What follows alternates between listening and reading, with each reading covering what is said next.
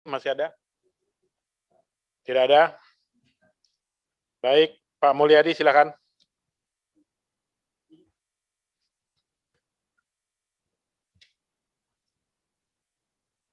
Bismillahirrahmanirrahim. Assalamualaikum warahmatullahi taala wabarakatuh. Pimpinan dan anggota Komisi 5 yang saya hormati dan saya banggakan, para dirjen yang hari ini hadir sebagai mitra Komisi 5 beserta seluruh jajaran, baik yang hadir langsung maupun virtual. Saya to the point saja, Pak. Pak Dr. Hedi Rahadian MSc. Pertanyaan saya satu saja, Pak. Dalam kapasitas Bapak sebagai dirjen, Bapak memandang puncak itu seperti apa, Pak? Saya nggak ngerti soalnya. Produk-produk kebijakan dan anggaran yang Bapak keluarkan hari ini, buat saya terklarifikasi, Pak. Tidak ada kepekaan sama sekali. Tidak ada skala prioritas. Saya minta Bapak lihat saya karena besoknya saya akan jadi badut di dapil saya, Pak. Karena berkali-kali saya bicara, Pak, itu puncak penting.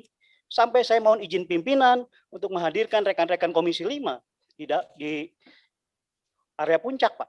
Bahkan Bupati Cianjur, Bupati Bogor minta tolong supaya itu direalisasikan. Apakah kontradiktif dengan apa? Prioritas pembangunan yang hari ini pemerintah canangkan. Jadi izin Pak Dirjen, saya kehabisan kata-kata, Pak. Bahkan saya mohon izin, saya pimpinan, saya silaturahim langsung kepada Menteri Bappenas, saya silaturahim langsung ke Menko Ekoin. Bahkan pada saat rapat di Banggar, saya ngomong juga ke Pak LBP. Kita nggak bangga Presiden berkantor di Bogor. Sekian kilometer radius dari istana, masih banyak rakyat yang tertinggal. Saya nggak ngerti kepekaannya di mana. Saya tahu semua prioritas, paham betul saya. Untuk Bapak ketahui lagi, Kabupaten Bogor itu lebih dari 6 juta, Pak. Dan itu bertetangga dengan kota Bogor, Cianjur. Di balik gemerlap puncak, itu banyak masyarakat yang tertinggal, Pak. Menyedihkan buat saya. Kalau saya turun ke dapil, kapan puncak 2 dibuka? Kalau ini terlalu berat saat ini, kenapa nggak dibikin multi atau Bapak dengan segala kompetensi dan kebijakan anggarannya bisa buat kebijakan-kebijakan yang konkret. Misal dibikin multi dan segala macam, Pak. Ini free feasibility study saja tidak ada. Ini mengagetkan, Pak. Ini saya bicara dalam kapasitas sama dengan Ibu Lasmi. Saya sedang mengklarifikasi perjuangan saya, Pak. Ini bukan kepentingan saya, Pak.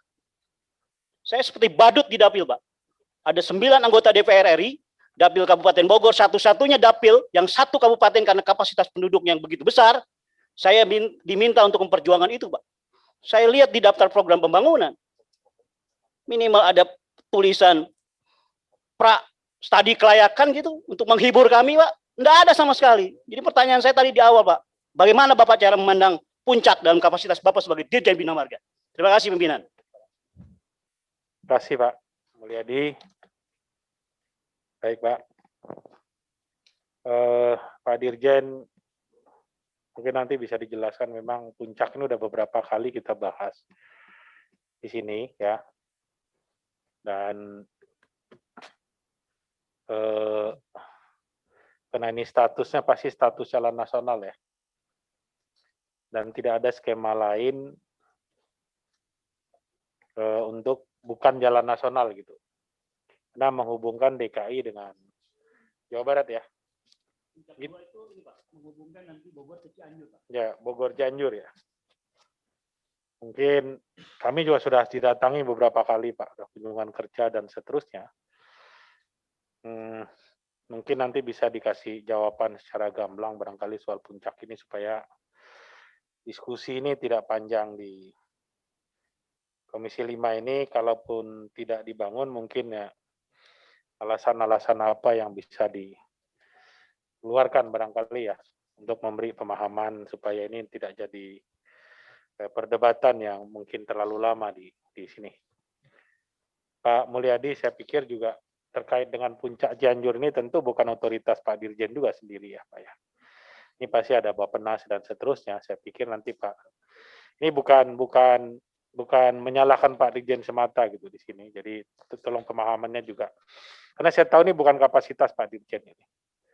Kalau puncak Cianjur ini, puncak 2 ini bukan kapasitas Pak Dirjen, tapi nanti tolong Bapak sampaikan kepada kita sehingga kita bisa menjelaskan bersama-sama. Manakala juga nanti misalnya kami mimpin kunjungan kerja ke sana, ya saya juga bisa jelaskan kepada masyarakat, iya atau tidaknya apa gitu loh. Jadi supaya ini terang benderang bisa kita gambarkan kepada masyarakat, karena memang kondisi kondisi sebenarnya memang diperlukan ini untuk mengurai kemacetan di sini, gitu loh. Saya rasa itu, karena saya tahu Pak Mulyadi ini sangat santun kalau bicara, saya agak kaget dia malam ini.